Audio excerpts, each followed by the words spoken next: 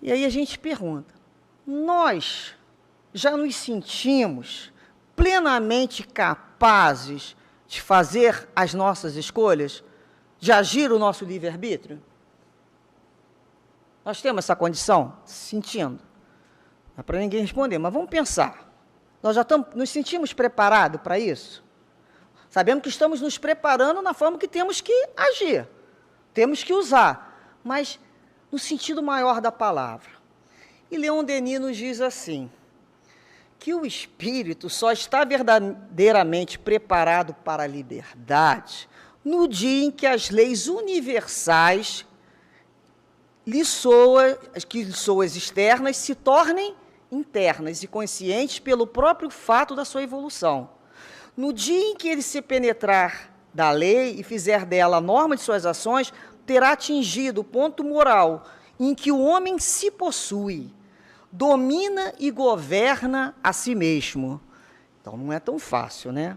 Aí vamos lembrar de Jesus, no Evangelho de João, no capítulo 4 e 6, que nos diz assim, o meu alimento é fazer a vontade do Pai. Olha só. Então, o Espírito, ele utiliza a liberdade dele e faz dela, a lei de Deus, a sua norma de viver. Depois Jesus nos diz, pois eu desci do céu, não para fazer a minha própria vontade, mas a vontade daquele que me enviou. Pois Jesus não escolhe fazer a vontade dele. O alimento dele é fazer a vontade do Pai. Aí a gente fala assim, pô, mas ele tem liberdade? E essa ideia que a gente tem de liberdade? Ué, mas ele não está fazendo a vontade dele? Vamos lá em Paulo de Tarso, nas cartas aos Gálatas, quando ele nos diz, já não sou eu quem vivo, mas é o Cristo que vive em mim. Pô, não é ele que tem as ideias dele? Então, quanto mais o espírito amadurece o senso moral, ele mais passa a usar a liberdade para fazer a vontade de Deus. Então, aquela história toda, quando eu tiver minha liberdade, eu vou fazer o que eu quiser? Onde é que fica isso? Não são o que os espíritos superiores fazem. Veja, a gente não fala isso. Espera só, quando eu tiver minha liberdade, vou fazer o que eu quiser. Quanto mais liberdade, maior a responsabilidade, maior o senso moral. O espírito já aprendeu que longe das leis de Deus, ele vai sofrer.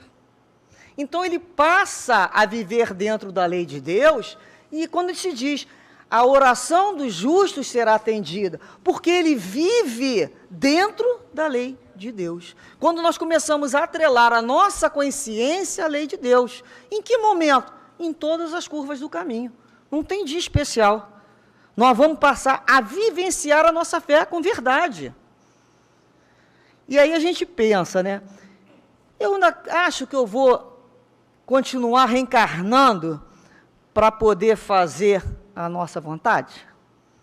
Poder fazer eu posso? Posso. Minha vontade ainda é egoísta, minha vontade é caprichosa, eu posso.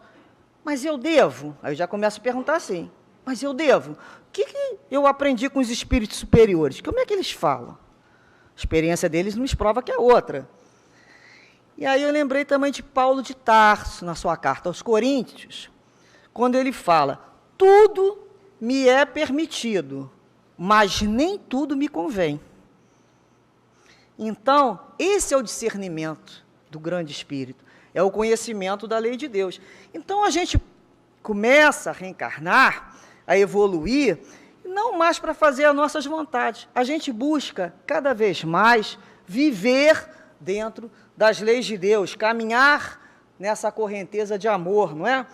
Então, a gente passa a reencarnar para que o nosso livre-arbítrio se torne aquele desejoso com pensamento e de potencializar dentro de nós as nossas conquistas, nossas virtudes e vivenciar a lei de Deus. É um caminho.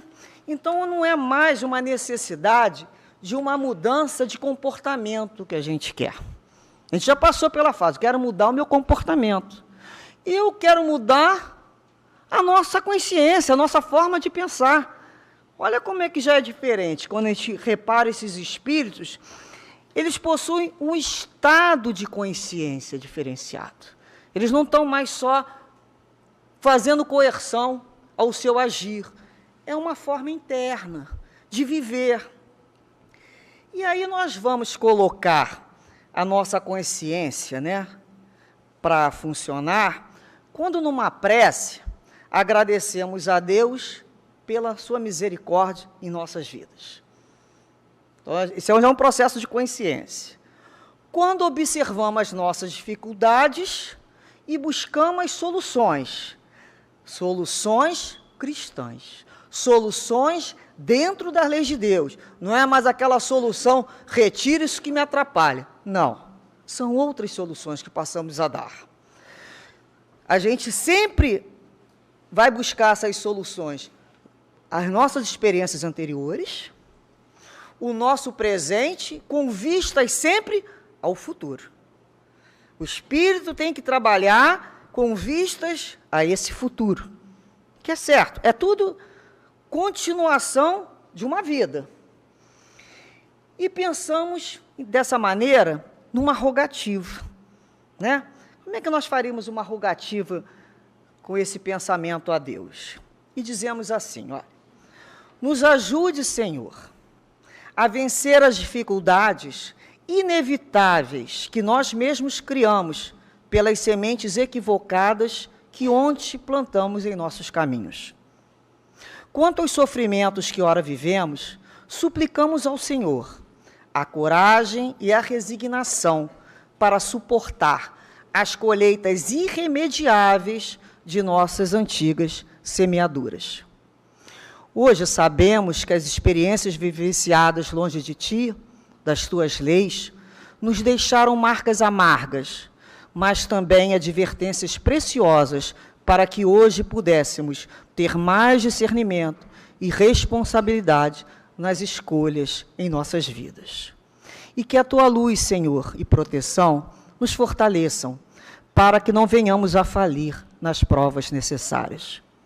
Pai, que a nossa liberdade seja o querer viver de acordo com seus ensinamentos, pois com a confiança em Teu amor, saberemos bem viver dentro das Tuas leis, pois já compreendemos que vives e viverás em nossas consciências e corações, pois que assim sentiremos a Sua doce e sábia vontade para sempre em nossas vidas.